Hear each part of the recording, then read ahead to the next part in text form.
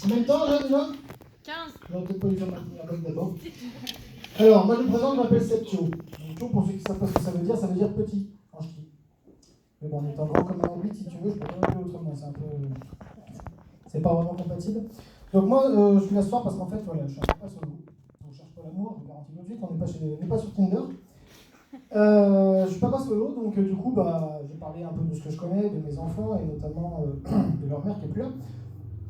Et donc, je suis sur les réseaux également. Et moi, ça a commencé comme ça dès la grossesse. Le seul moment de ma vie où j'ai plus souffert que ma femme, en fait. Oui, non, ça va.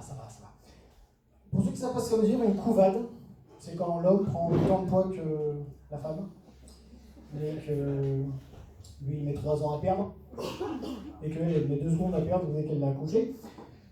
Non, c'est pas une blague. Moi, j'ai pris 15 kilos, et j'avais des envies comme ma femme, j'avais envie de manger, j'avais envie de dormir, je travaillais en plus.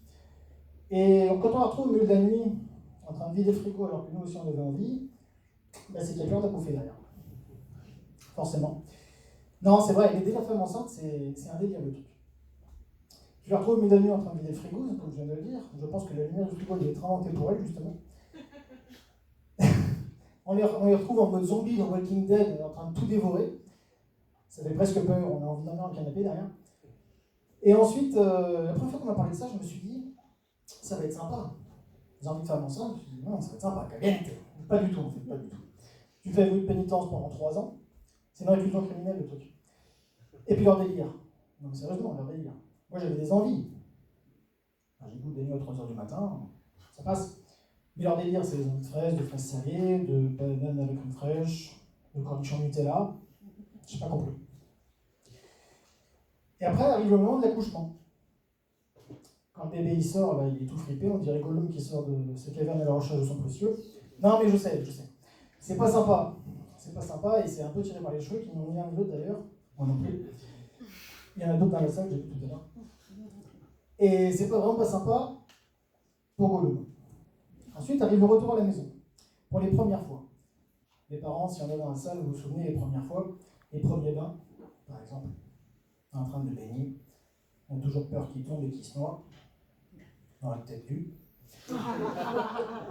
Les premiers changes, c'est digne d'un EHPAD, même odeur et même consistance. Vu comment il est frippé, on dirait un pensionnaire Alzheimer. Les premières tétées, là mon pote, si t'as pas compris, tu ne boufferas plus jamais du téton, il n'y a plus que le cœur. Clairement. Et les premières nuits,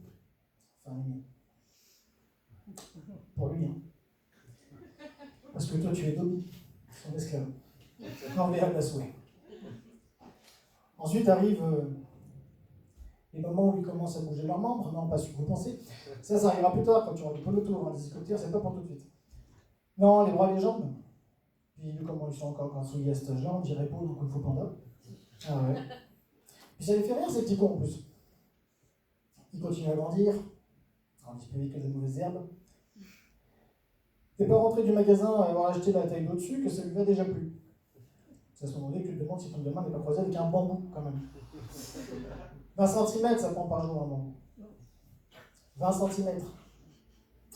Je connais des nanas qui prennent plus que ça tous les jours, ça les a pas fait grandir pour autant. Non, mais en fait, je me suis bien renseigné, nos enfants, on les aime pas. Non. Ça s'appelle le syndrome de Stockholm. D'ailleurs, vaut mieux éviter de dire dans la même phrase, j'aime la rentrée et j'aime les enfants. Il y a qu'un curé qui peut se permettre. Non, je connais bien, c'est mon passé d'enfant de cœur. Bien, mon fils, pardon, c'est dégueulasse, surtout quand je sens le fromage. Après, les enfants grandissent et arrivent enfin les moments bénis, miraculeux où ils vont à l'école. Enfin, on sera plus tout seul à les supporter les enfants. Dès la rentrée, il y a des parents dans la salle au fait ou pas? Oui. Wow, vous êtes endormis quoi? Il y a des parents dans la salle? Oui. Bien. Est-ce que vos enfants vont déjà à l'école? Oui. Bien. Donc vous allez comprendre ce que je vais dire. Dès la rentrée, on est d'accord que quand on a fait le dossier d'inscription, on a donné tous les documents. On est d'accord. Alors dans ce cas-là, pourquoi les premiers soirs justement, on a un dossier long de 15 pages à remplir de documents qu'on a déjà donnés avant? Moi, ça m'est arrivé, la maîtresse m'a donné ça, elle était névrosée, dépressive dès la rentrée, sous cacheton. Je lui ai demandé pourquoi, elle n'a pas su me répondre. Donc on remplit ce dossier. Pendant que le gamin il est en train de bouffer de la craie, il est en train de peinturlurer toute zone blanche qui va tomber. Quand il arrive, il finit pas, on roule boulet dans l'escalier. Hein. Quand il arrive en bas, on se demande s'il est encore vivant. Bon, s'il l'est pas, on en fera un autre. Non, mais c'est vrai. Bon, à l'époque, avec ma femme, on a fait un autre, on l'aurait appelé Godefroy. Oui, parce que vibromasseur chaud, ça passe pas à la mairie. Et Godefroy, ça passe. Donc, le nom Godefroy, puisque c'est pas son nom, on est obligé de faire avec et continuer à grandir. Et ensuite, ils grandissent, et puis après, ils arrivent à l'adolescence. Ah, quel moment béni. C'est mon cas, actuellement. Ouais. Oui, ah. C'est pour ça que j'ai plus de cheveux d'ailleurs. Non, c'est vrai. Moi, mon fils, l'autre jour, il descend le matin pour aller au collège, normal. Il est dans le cul, hein, c'est un ado. Il pue, comme un ado. Il descend, il va s'habiller, se préparer, puis il remonte dans sa chambre. Je lui dis, tu vas où? Il dit, je vais faire mon lit. Depuis quand tu fais ton lit? C'est juste pas possible, depuis quand? Et c'est plein de choses comme ça. C'est le bonheur d'être parent, pourquoi pas? Ça rigole, je vois qu'il y en a qui sont parents, voire grands-parents. Oui, bah c'est deux fois la même chose. Et les grands-parents, ils ont un avantage, c'est qu'ils ont le droit d'autoriser leurs petits-enfants à faire des choses que leurs enfants n'avaient pas le droit. Vous avez remarqué ou pas? Non, mais c'est vrai. Moi, mes parents, quand ils viennent chez moi, ils autorisent des trucs aux gamins que moi, je me prenais 2 claques. Bon, aujourd'hui, on n'a plus le droit. Ça, je ne fais de mal à personne, ou pas. Et arrivent ensuite les moments où ils vont au collège, les premiers amours, les premières convocations des profs. Votre enfant, aujourd'hui, il n'écoutait pas en classe, comment vous pouvez le savoir? Je lui ai demandé, vous avez dit quoi? Je sais pas, bah voilà, non plus, je sais pas. Moi non plus. Quand je lui demande quelque chose, il me dit, je sais pas. Ou l'autre jour, on m'a sorti, on m'appelle, numéro que je connais pas, je décroche, parce que c'est pour le boulot. Quand on m'a annoncé professeur machin, j'ai envie de raccrocher. J'avais peur que ce soit un médecin qui m'annonce une maladie. Donc je dis oui, allô, on me dit oui, je vous appelle pour votre enfant. Qu'est-ce qu'il a encore fait? Bah rien justement. Ah bah ça me rassure. Il n'en fait pas plus à la maison. Non, c'est vrai, c'est vrai. Et après, quand on est parents, on est tous pareils. On vit plus vite, il n'y a plus de vie sociale, il crevait tout le temps. C'est vrai. Et moi, quand j'étais petit, j'ai rêvé d'être grand. Oui, non, ça va, ça va. Si j'ai grandi, ça se voit pas et je vous emmerde, c'est bon.